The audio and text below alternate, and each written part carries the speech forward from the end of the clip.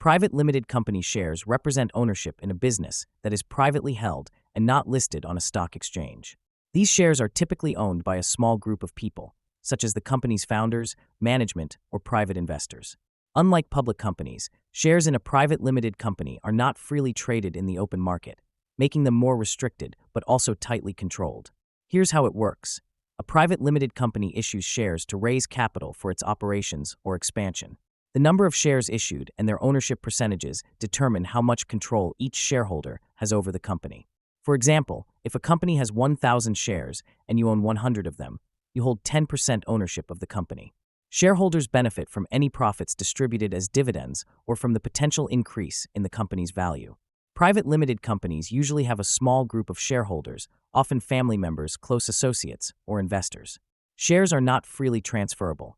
Instead, they require approval from the company's board of directors or adherence to specific terms in the shareholders' agreement.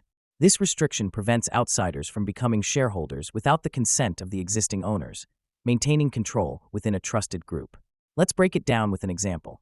Imagine a private limited company is owned by 3 founders, each holding 1,000 shares for a total of 3,000 shares.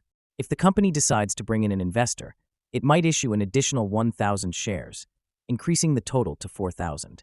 The new investor, with 1,000 shares, now owns 25% of the company, while each founder's ownership decreases to 25% as well.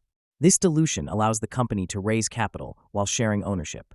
Private limited company shares are classified into different types. Ordinary shares. These give shareholders voting rights and a share of the profits through dividends. Preference shares. These provide priority in receiving dividends but may not carry voting rights. Redeemable shares. These can be bought back by the company at a future date. Private shares are valued based on the company's performance, assets, and potential for growth. Unlike public company shares, their valuation can be complex because there's no daily trading to determine market prices.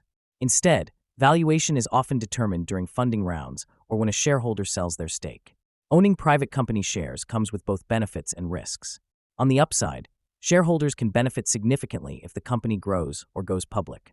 For instance, if a startup issues shares at $10 each and later becomes highly successful, those shares could be worth many times their original value.